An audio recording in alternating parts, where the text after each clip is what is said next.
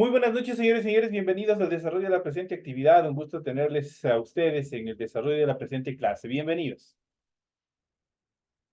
Buenas noches, Buenas Licen. noches, Buenas Compañero noches, David, buenas licenciado. noches. Jenny, buenas noches. Buenas Bienvenidos. noches, Buenas noches, licenciado. licenciado.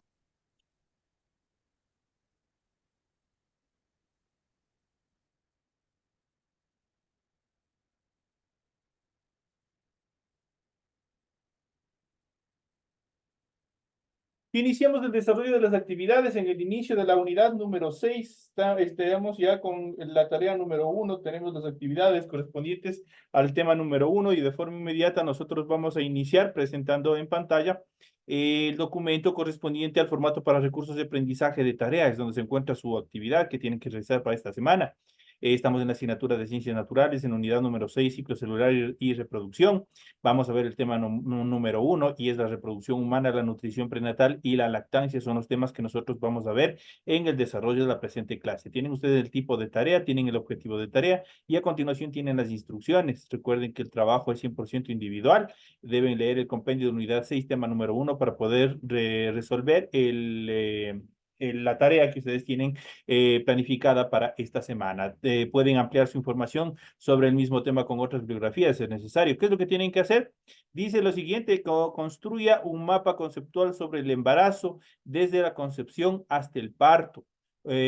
Complétalo con imágenes o dibujos, eso es lo que ustedes tienen que hacer. Tienen que hacer un mapa conceptual en donde ustedes van a ir describiendo todas las etapas del embarazo, desde la concepción hasta el parto. Esas son las actividades que ustedes tienen. Apenas solo es esa actividad la que ustedes tienen para esta semana. Recuerden que el trabajo es individual, es de forma escrita, clara y ordenada. Deben utilizar combinaciones de colores, líneas, símbolos e imágenes para ilustrar el contenido. La rotulación de la hoja, ya saben ustedes, es obligatorio, como es lo que tienen ustedes que hacer. Cumpliendo con todos los requisitos en la parte superior de su hojita y a continuación desarrollan su tarea. En función del contenido deben leer las recomendaciones, la rúbrica de calificaciones y al final de todo este proceso tenemos la información para el desarrollo de los recursos de plataforma. Estamos en la unidad número 6 con el tema la reproducción humana, la nutrición prenatal y la lactancia correspondientes a la semana número 1 del 22 de julio del 2024. Esta tarea permite entregar justamente desde el 22 de julio.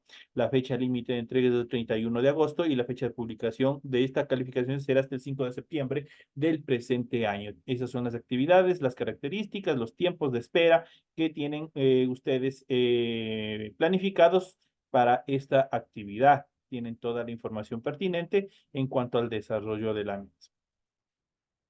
Dentro del desarrollo de las actividades, nosotros en el tema anterior de la unidad, en el último tema, en el cuarto tema, nosotros habíamos estado viendo y habíamos estado analizando y se había quedado inconcluso un tema. Y habíamos estado viendo y habíamos estado analizando especialmente de los tipos de reproducción, cómo se habían venido desarrollando. Esto es una forma de refuerzo, es una actividad de refuerzo de todo lo que nosotros habíamos venido viendo y analizando. Ya habíamos visto en la clase, en la unidad número 5, en el tema número 4, habíamos visto el ciclo celular y reproducción. Habíamos visto la reproducción y sus tipos, ¿no es cierto? ¿Qué es la reproducción? Es dar lugar a nuevos seres vivos de características similares a quién? A los seres que las han originado. Para ello tienen dos tipos de reproducción. Tenemos la reproducción sexual y la reproducción asexual. Eso en cuanto a los tipos de reproducción. La reproducción sexual, cuando hay la intervención tanto de macho y hembra, de hombre y mujer, en este caso, dependiendo las estructuras. Y la reproducción asexual, obviamente son las que no interviene, no hay intervención de uno de sus miembros para que obviamente dé origen a un nuevo ser. Son las características y habíamos visto dentro de los procesos de reproducción sexual, habíamos visto tanto de las plantas como de los animales cómo se iban reproduciendo, cómo se iban generando estos procesos. En cuanto a la reproducción asexual, igual habíamos visto cómo se van particiando, se iban dividiendo las células en función, obviamente, de su estructura misma. No había necesidad de intervención o de unión de gametos como se lo había estado viendo. Entonces ahí nosotros habíamos visto en cuanto a las características, habíamos visto la bipartición, la gemación en cuanto a los procesos de reproducción asexual. En cuanto a la reproducción asexual vegetal, igual habíamos visto una serie de eventos en los cuales obviamente habíamos visto, por ejemplo, las características en función de los estolones, de los bulbos, de los rizomas, de los tubérculos, de los esquejes animales en función de la reproducción asexual de las plantas. En este proceso de la reproducción asexual ya no hay la polinización, que prácticamente es el momento de fusión de los dos gametos, tanto masculinos y femeninos, dentro del órgano reproductor de la planta, que en este caso es la flor, ¿no es cierto? Y nos habíamos visto la reproducción asexual y también en función de los animales, cómo se los va desarrollando. Y nos habíamos quedado pendientes en cuanto a la reproducción humana, para dar continuidad al proceso que nosotros tenemos ya dentro de la unidad que nos corresponde para esta clase. Pero vamos a ver, la reproducción humana, los mamíferos presentan fecundación interna y desarrollo de los embriones también interno. A eso se le conoce con el nombre de viviparismo o son vivíparos, lo que favorece la supervivencia de los descendientes. Por ello, en algunos grupos de mamíferos, entre los que se encuentran el ser humano, los embarazos suelen ser de un número bajo de individuos, normalmente solo uno, suficiente para garantizar el éxito reproductivo de la especie. Lo que sucede, por ejemplo, en la característica de los seres humanos. Y ya, obviamente, los embarazos que son asistidos, obviamente, por lo general son de dos cuando son gemelos, o son de mucho más, son hasta sextillizos, ¿no es cierto? Pero son casos ya bastante aislados cuando la fecundación no es natural, sino artificial, se dan estos fenómenos. Pero cuando la fecundación es natural, obviamente solo hay un individuo nada más. A pesar de estas semejanzas, el ser humano presenta diferentes diferencias respecto a ellas, relacionadas con un aspecto propio de nuestra especie, que es la sexualidad. Esta viene determinada por factores no solo biológicos, sino también por cuestiones psicológicas, culturales y también emocionales. Las fases de la reproducción humana son el acto sexual, la fecundación, el embarazo y por último tenemos el parto. Esas son las etapas.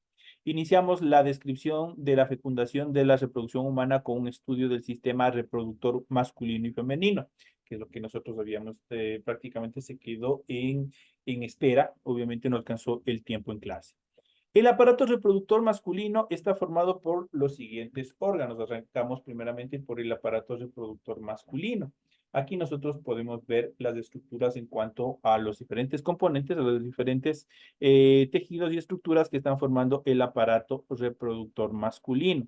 Y aquí tenemos un esquema frontal y lateral del aparato reproductor masculino, donde podemos ver desde la parte superior, podemos ver el conducto deferente, tenemos las vesículas seminales, tenemos la próstata, tenemos el pene, el epidídimo, los testículos, los túbulos y obviamente los seminíferos, en este caso, que son los que conducen el semen hacia el exterior. Esos son las estructuras en cuanto a los componentes, cómo está estructurado, en este caso, el aparato reproductor femenino.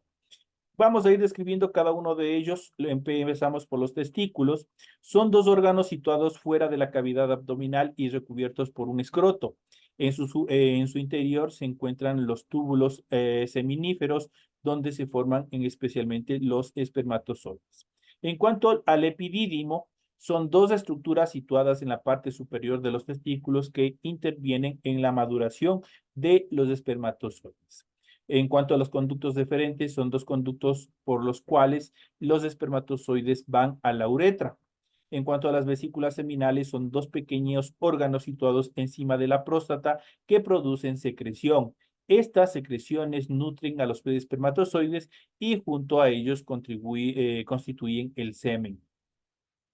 Si hay Si hay actividad sexual, el semen es eyaculado a través del orificio de la uretra, si no es expulsado o se almacena en las vías genitales, donde en parte se absorben y en parte es expulsado a través del orina, conjuntamente con la orina. En cuanto a la próstata, es un órgano situado debajo de la vejiga. Segrega sustancias para nutrir a los espermatozoides. En cuanto a la uretra, es un conducto que recorre el interior del pene por el cual los espermatozoides salen hacia el exterior. Y por último tenemos el pene, que es el órgano externo que en su extremo posee un engrosamiento denominado glande.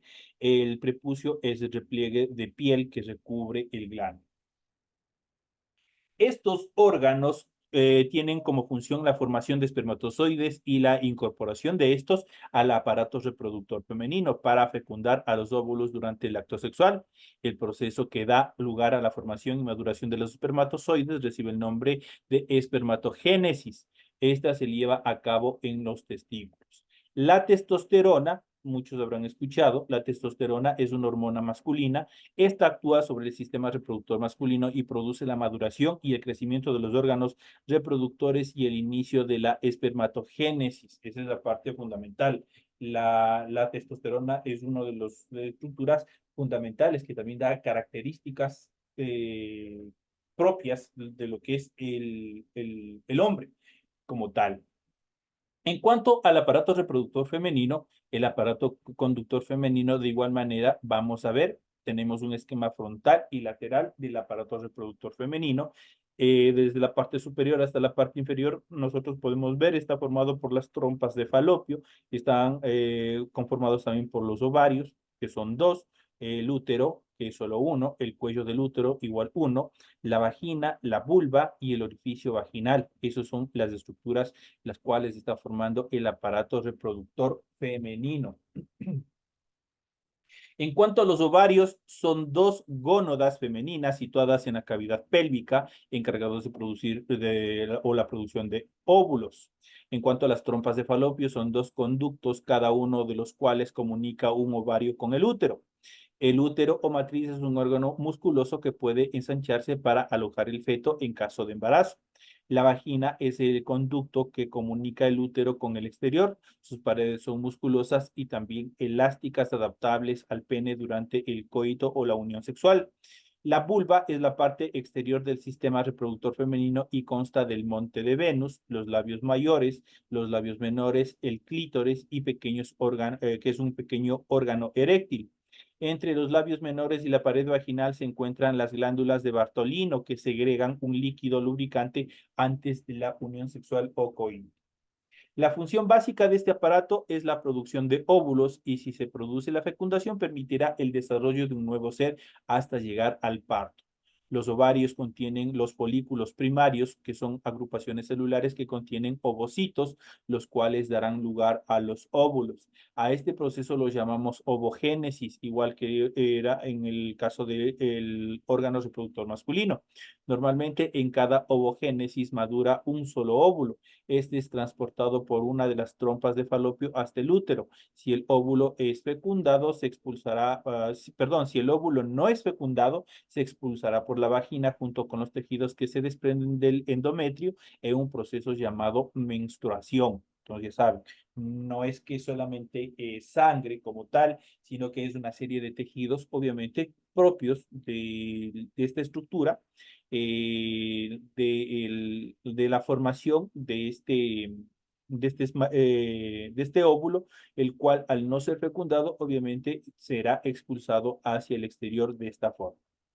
De la unión del óvulo y del espermatozoide, que son células y haploides, eso quiere decir que constan de 23 cromosomas, se forma la célula o huevo o cigoto, que es diploide, eso quiere decir que tiene 46 cromosomas. La unión de estas dos células es posible si durante el periodo fértil de la mujer se realiza el coito. A partir de este momento se inicia el proceso conocido como embarazo que nosotros vamos a ver a continuación. Pero aquí nosotros hemos visto de una forma rápida y breve cuáles son las características fundamentales en cuanto al proceso de, obviamente, reproducción humana y arrancamos principalmente con lo más elemental, que en este caso son los órganos reproductivos, tanto masculinos como femeninos. Una vez que hemos visto esta parte que se quedó pendiente de la clase anterior, vamos a continuar y vamos a ver justamente el proceso del embarazo. Vamos a ver cuáles son las características fundamentales. Y vamos a ver el embarazo como tal. ¿Qué es el embarazo? Es el periodo que transcurre entre la implantación del cigoto en el útero hasta el momento del parto. Se caracteriza por cambios fisiológicos, metabólicos y morfológicos en la mujer, encaminados a proteger, nutrir y permitir el desarrollo del feto, así como la interrupción de los ciclos menstruales y el aumento del tamaño de las mamas para preparar para el proceso de alimentación o lactancia. Esta fase dura 40 semanas, tiene el proceso de embarazo, de desarrollo del embarazo. El desarrollo prenatal se divide en 3 etapas, las cuales vamos a ver a continuación. Iniciamos con el periodo preembrionario, desde la fecundación hasta la tercera semana de gestación. La primera semana tiene lugar la fecundación, la segmentación e implantación. Aquí en este gráfico nosotros podemos ver todo este proceso, cómo se da desde, obviamente, la fecundación, el inicio de la adhesión. Nosotros podemos ver cómo se va desarrollando, cómo se va estructurando desde el momento mismo de la fecundación, cómo se van multiplicando las células hasta ser implantados. Aquí podemos ver la implantación en el útero, donde obviamente se desarrollará el nuevo ser o el bebé. Las sucesivas divisiones mitóticas del cigoto forman la mórula. Habíamos visto ya en cuanto a a la reproducción celular, que era la mitosis. Esta es la división sucesiva mitótica. Ustedes tienen que volver a revisar un poquito las clases que hemos visto anteriormente porque tienen concordancia con este tema. La sucesiva división mitótica del cigoto o forman la mórula, que se desplaza desde las trompas de falopio hacia el útero mientras se sigue dividiendo, es decir, se sigue multiplicando las células. En la fase de blástula o blastocito llega al útero. Cuando la blástula alcanza la mucosa uterina, se produce la implantación. Y en este proceso han pasado 7 días desde el momento de la fecundación. En la segunda semana está la formación del disco bilaminar, eso quiere decir el ectodermo y el endodermo. En este estadio que se denomina dentro de ciencias naturales, se llama gástrula diblástica.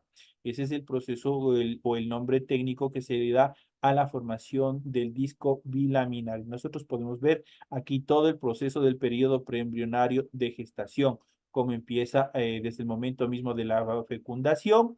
El siguiente tenemos la estructura del cigoto, el estadio de 2 células, el estadio de 4 células, cómo se va multiplicando, el estadio de 8 células, y una vez superado las 8 células, la siguiente etapa ya se llama una mórula. La mórula porque está ya constituida por ya una serie de tejidos y ya no se puede determinar cuántas células son, sino ya es un órgano, un tejido un poco más complejo. Esta mórula dará origen a la blástula y la blástula a la grástula, que obviamente ya es la estructura ya de formación definitiva del nuevo ser. En la tercera semana vamos a ver la formación del disco trilaminar constituido por el ectodermo, el mesodermo y el endodermo. En este estadio se le llama grástula triblástica. Entonces aquí en esta etapa, obviamente, todo este proceso de formación o de estructuración del disco trilaminar, a este se denomina grástula triblástica. Ese es el nombre técnico.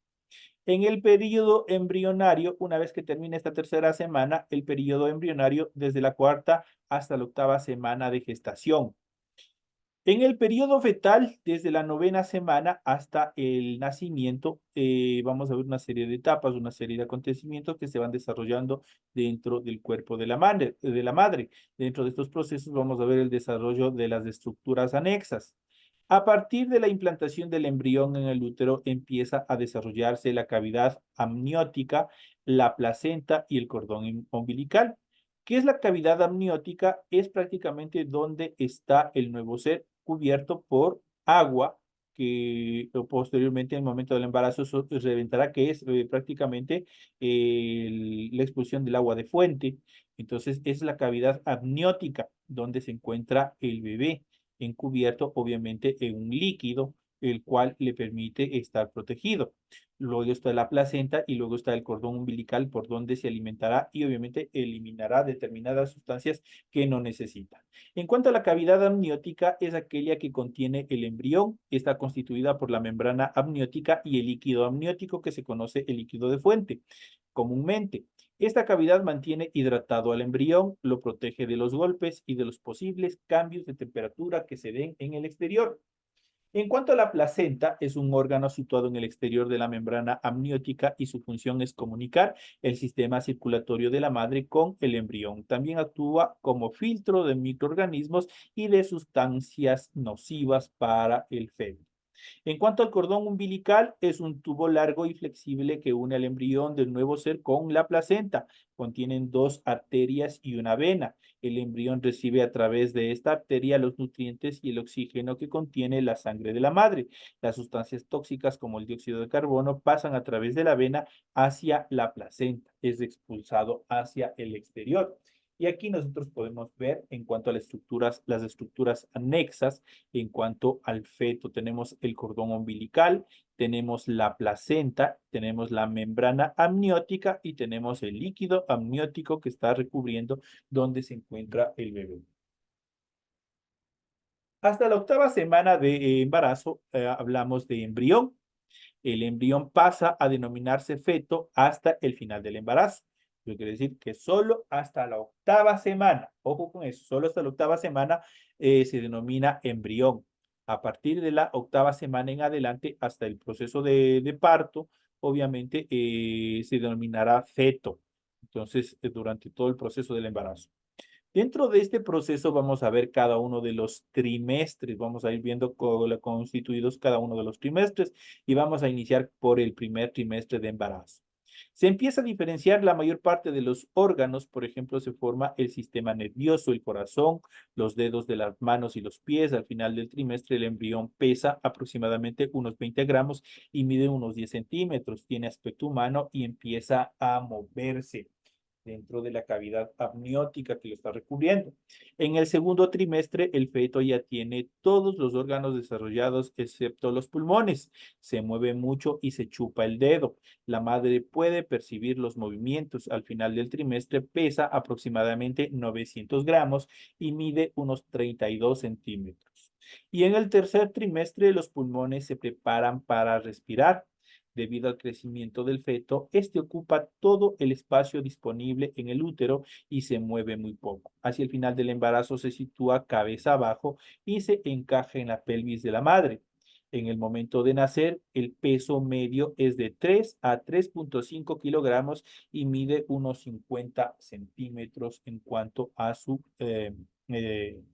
tamaño. Aquí nosotros podemos ver en el siguiente gráfico, podemos ver el desarrollo del embrión mes a mes, cómo se va dando en el primer mes, en el segundo, tercero, cuarto, quinto, sexto, séptimo, octavo y noveno, cómo se van desarrollando cada uno de las estructuras embrionarias de, obviamente, de este proceso de fecundación y obviamente todo este proceso de embarazo que se va desarrollando hasta el momento mismo del parto. Y pasamos justamente a esta etapa que es una de las más cruciales, una de las más peligrosas también, especialmente para la madre. Este es un espacio en el cual obviamente se encuentran tanto el feto, obviamente, el nuevo ser que van a nacer, como la madre se encuentra justamente en un proceso de peligro entre la vida y la muerte hasta que se dé el proceso de alumbramiento. El parto, ¿qué es el parto? Obviamente vamos a ver, transcurridas las 40 semanas de embarazo, tiene lugar el parto. Suele durar entre 4 y 12 horas y existen unos signos que indican su inicio. Y dentro de ellos vamos a ver los siguientes. El inicio de las contracciones uterinas comienzan manifestándose cada cuarto de hora o 20 minutos y se van haciendo más fuertes y también más intensos. En cuanto a la ruptura de la membrana amniótica que habíamos visto anteriormente, la presión que ejerce el feto provoca la ruptura de las membranas que contienen el líquido amniótico y la salida de este a través de la vagina. A este hecho se le conoce comúnmente como romper aguas o romper la fuente, que se le conoce normalmente. A partir de ese momento tienen lugar tres fases fundamentales. La primera, que es la dilatación. Debido a las contracciones uterinas más fuertes, se va ensanchando el cuello del útero. Cuando alcanza los 10 centímetros de diámetro, termina esta fase. En la fase, obviamente, también el momento, la fase de la expulsión. Prosiguen las contracciones uterinas y al mismo tiempo el feto se abre paso hacia el exterior, empujando con la cabeza. En el momento del nacimiento, primero aparece la cabeza, luego un hombro y rápidamente se desliza el resto del cuerpo. El cordón umbilical se pinza, posteriormente se corta y el recién nacido queda separado de la madre en ese proceso. En cuanto al alumbramiento, es la expulsión de la placenta que se produce unos minutos después de la salida del feto. Posteriormente se dará origen a la nutrición prenatal y el proceso de lactancia que también vamos a ver en esta etapa. En cuanto a la nutrición prenatal, el estado nutricional de la mujer cuando se queda embarazada y durante el embarazo puede tener una influencia importante en los resultados sanitarios del feto. El lactante y la madre diferencias de micronutrientes como el calcio, el hierro, la vitamina A o el yodo pueden producir malos resultados sanitarios tanto para la madre como para el feto y ocasionar complicaciones durante el proceso del embarazo. Un aumento suficiente de peso de la madre durante el embarazo debido a una dieta inadecuada aumenta también el riesgo de partos prematuros, bajo peso al nacer y también defectos congénitos que se pueden dar durante este proceso. La educación y el asesoramiento sobre nutrición tienen por objeto mejorar las prácticas alimentarias antes del embarazo y durante este, a fin de mejorar la alimentación materna y reducir el riesgo de resultados sanitarios negativos para la madre y para sus hijos.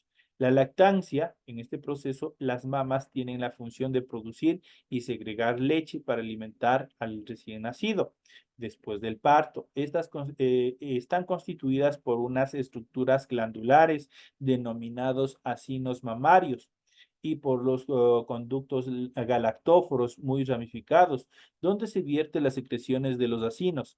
Estos desembocan en los pezones, todos en el pezón, obviamente para que se dé el proceso de lactancia. Y nosotros podemos ver aquí en relación a los pezones, dentro de las estructuras de las glándulas mamarias que se van ya preparando, obviamente, para alimentar al recién nacido.